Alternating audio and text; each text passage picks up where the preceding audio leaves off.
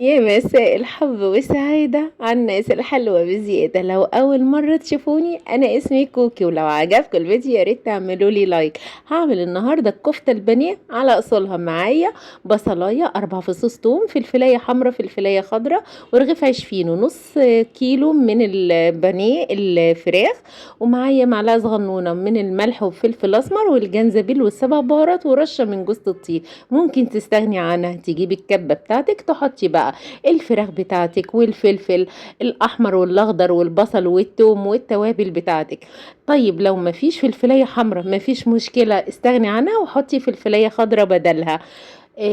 طبعا هتسأليني العيش الفينو لازمته ايه؟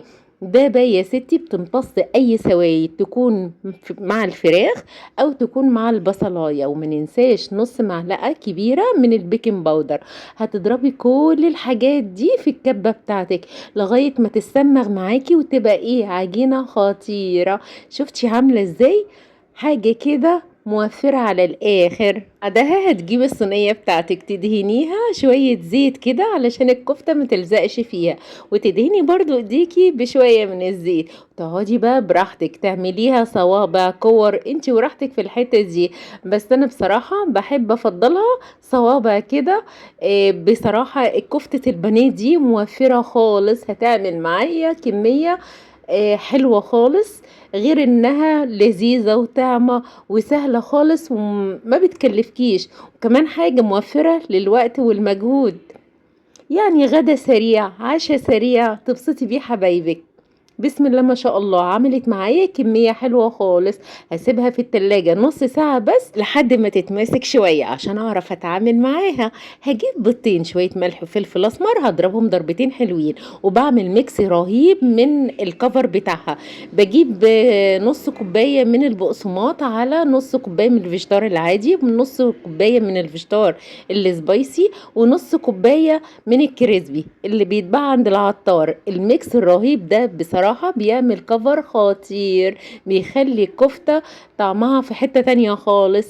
هروح جري اجيب الكفتة بتاعتي من التلاجة، وطبعا هي اتمسكت زي ما انتوا شايفينها وقدرت ان انا اتعامل معاها. احطها الاول في طبق البيض واغمسها فيه شوية حلوين كده، وبعدين ارجع تاني احطها في الكفر بتاعي الكريسبي اللي هتخليها مقرمشة وطعمة على الاخر. هتقعدي بقى تغمسيها وتقعدي تقلبيها فيها لحد ما يتكون طبقة حلوة كده من الكريسبي.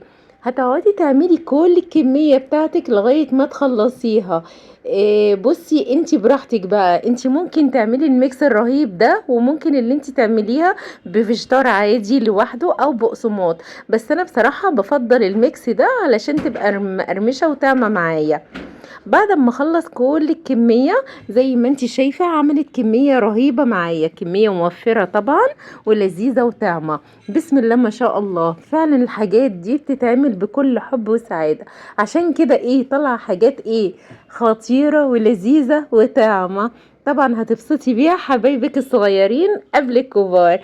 شفتي عامله ازاي؟ يلا بينا جري على النار علشان نحمرها. شويه زيت حلوين كده في الطاسه بتاعتك، وتسمي الله، وتحطي الكمية المناسبة ليها، وتسيبيها حوالي دقيقتين اتنين، وتقلبيها الجهة التانية. يعني هي ما بتاخدش بتاع ايه من 7 دقايق ل10 دقايق تحمير، وبتطلع مستوية وخطيرة. وطبعا بطلعها على شبكة علشان تحتفظ بالقرمشة بتاعتها، لان سر حلاوتها في قرمشتها. وبسم الله ما شاء الله، انا هوريك اللون البرونزي الجميل الذهبي الخطير دي، وكمان هسمعك ايه سيمفونية يا اخواتي، صوت القرمشة حلو خالص. بسم الله ما شاء الله. هقعد اعمل كل الكمية لغاية ما اخلصها، وعملت معايا كمية ايه محترمة. يعني كلها توفير في توفير، غير اللذاذة والطعامة والحلاوة. بسم الله ما شاء الله. ممكن بقى تقدميها مع رز مع مكرونة مع شوية بطاطس، تعمليها سندوتشات زي ما انا هعملها. الكفتية مطخطخة وجميلة وخطيرة، وقدمتها بقى على طبق فيه شوية بقدونس كده حلوين. نزوم بقى ايه التظابيط. بسم الله ما شاء الله، حاجة حلوة خالص. يا ريتك يا ست كل ما تكسليش وتعملي الحاجات الحلوة دي، وتيجي اللحظة الحاسمة، اللحظة اللي أنا بحبها ومقربة لقلبي، اللي أنا أدوق ايه اللذيذة والطعامة دي، حاجة كده حلوة خالص وموفرة. واعمل بقى سندوتش حلو خالص، فيه بقى ايه شوية بقدونس، كفتتين، شوية بقى كاتشب، اللي انت عايزاه، واكل واستطعم. كل الحاجات الحلوة دي فعلا خطيرة وجميلة، يا ريتك يا ست الكل تعمليها.